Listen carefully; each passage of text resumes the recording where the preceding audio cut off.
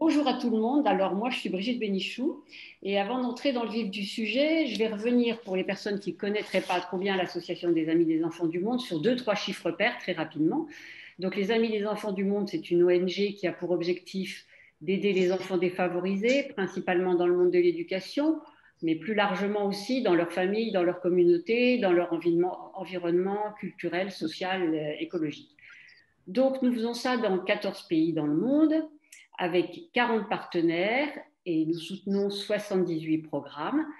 Le budget de la solidarité internationale en 2020 a été un petit peu supérieur à 850 000 euros. Et en France, nous avons actuellement deux partenaires avec un budget de 2021 qui est de 18 000 euros. Donc, la diapo suivante, s'il te plaît. Donc, pour revenir à l'objectif principal des AEM, on peut relire cet extrait des statuts qui dit que l'Association des Amis des Enfants du Monde a pour objet la mise en œuvre de moyens de toute nature visant à aider les enfants en détresse dans le monde. Donc, rapidement, moi, je vais vous résumer la genèse de notre engagement sur des programmes français et on parlera ensuite de notre partenariat avec Utopia 56. Donc l'idée d'aider les jeunes étrangers présents sur le sol français a émergé en 2017, a été présentée au congrès des AEM en 2018, à la suite de quoi un groupe de 6 personnes a été constitué avec mission d'explorer la situation, de faire des choix et de préparer un argumentaire pour les AEM.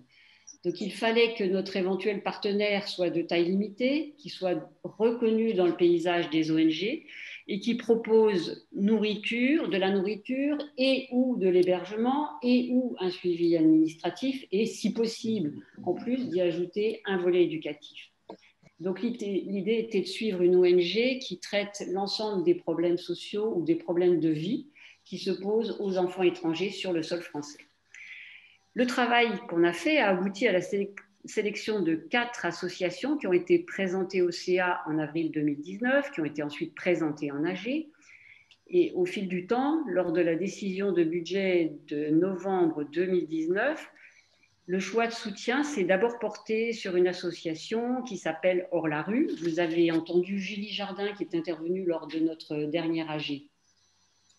Et ensuite, on a présenté au budget dernier de novembre 2020 et le CA a approuvé un soutien à Utopia 56 à hauteur de 10 000 euros. Donc nous commençons tout juste notre partenariat avec Utopia 56, mais on a déjà eu plusieurs fois des possibilités de se rencontrer et à chaque fois, ça a été une expérience très riche. Donc l'équipe actuelle qui s'occupe de ses partenaires aux AEM, elle est composée de 4 personnes. Il y a Brigitte Briand, c'est donc l'autre Brigitte, Julie Mazet, qui est une petite nouvelle qui vient d'arriver dans l'équipe, et moi-même, Brigitte Bénichou. Et en plus, il y a Béatrice Monnier, mais qui est malheureusement indisponible en ce moment. Donc voilà, alors aujourd'hui, le fondateur et le directeur d'Utopia 56, Yann Manzi, nous a fait la gentillesse d'être avec nous et il va nous présenter son association et ensuite on va dérouler la présentation sur d'autres sujets et ensuite il répondra à vos questions. Bonjour Yann, alors est-ce que vous pouvez nous résumer l'historique, en quelques minutes, l'historique et les objectifs d'Utopia 56? Bonjour à tous, merci de me recevoir et de nous ouvrir les micros et les portes de notre collaboration. Utopia 56, pour résumer, une asso citoyenne, des citoyens à la base de cette association et qui aujourd'hui font fonctionner cette association. Pour rappeler un chiffre très simple, 200 bénévoles aujourd'hui qui travaillent. Euh, avec 25 à 27 salariés en fin d'année 2021 pour supporter tout ça. Voilà, le nerf de notre association, c'est bien sûr des citoyens. Et je crois aussi, comme vous, comme votre association. Notre objectif à Utopia 56, c'est le respect des droits fondamentaux. On est sur, je crois, des mêmes valeurs que vous. C'est le respect des droits de l'homme et des droits des enfants. Et d'essayer de répondre sur la réalité que nous vivons sur nos territoires depuis longtemps, mais surtout depuis 2015, à comment dire, un non-accueil des populations qui sont laissées en grande partie, et pour 50% d'entre elles, on le sait aujourd'hui, les chiffres sont très pertinents, 50% d'entre elles qui sont laissées à la rue.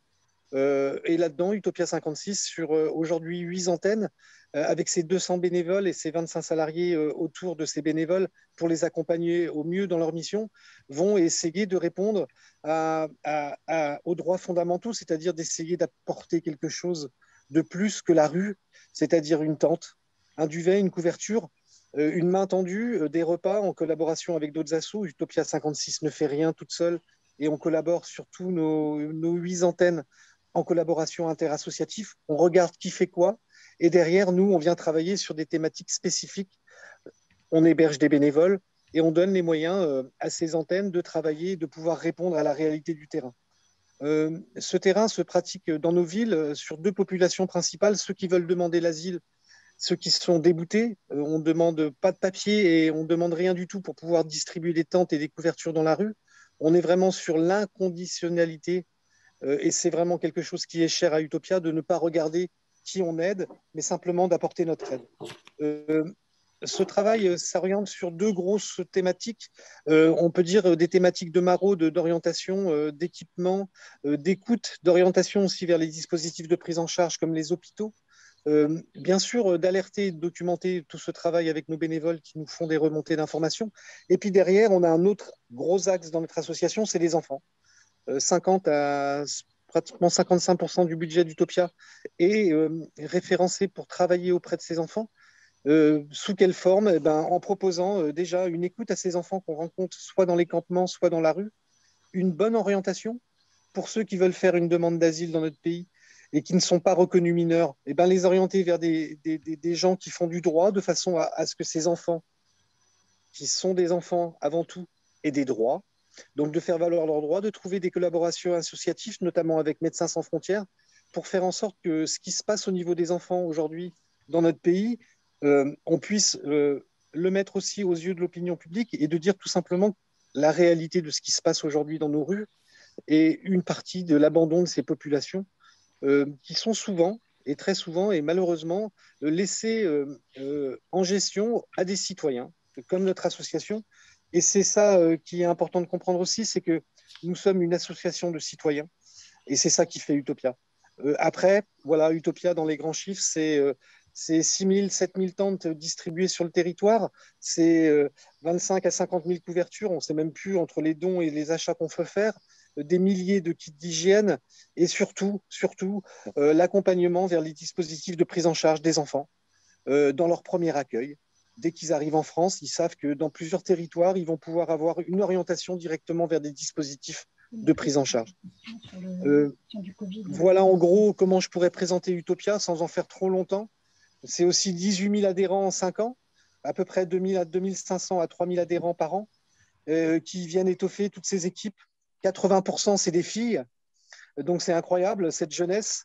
Et c'est beaucoup des jeunes, hein, c'est des 18-27 ans. C'est à peu près la moyenne des 80% des bénévoles.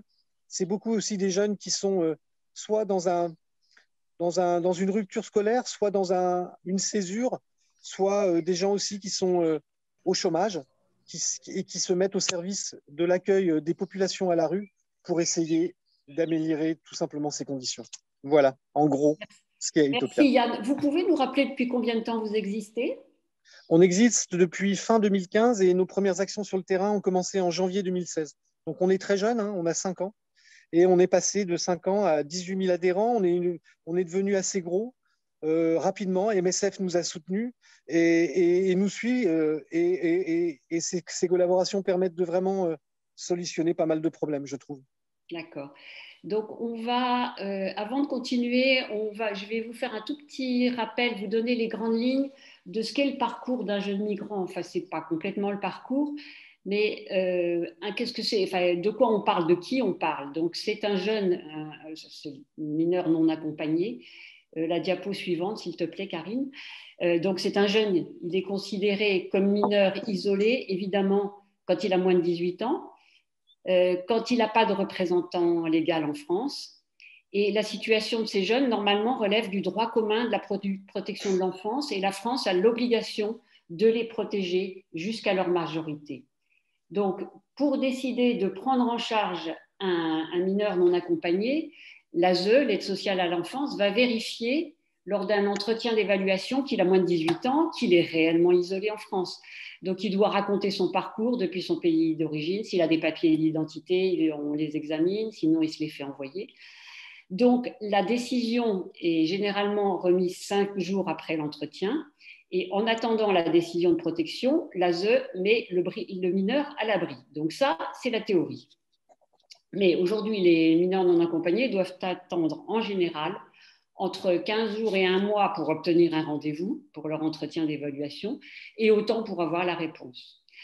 Donc, pendant ce temps-là, ils sont seuls à la rue. Si les conclusions suite au rendez-vous ne reconnaissent pas le statut de mineur, le jeune a la possibilité de faire appel de la décision négative auprès du juge pour enfants, sachant que les délais sont très longs, c'est de 12 à 18 mois, et que pendant cette période, le jeune n'est ni hébergé, ni nourri, et encore moins scolarisé. Donc c'est là qu'interviennent les ONG dont vous entendez parler, et une ONG comme Utopia 56.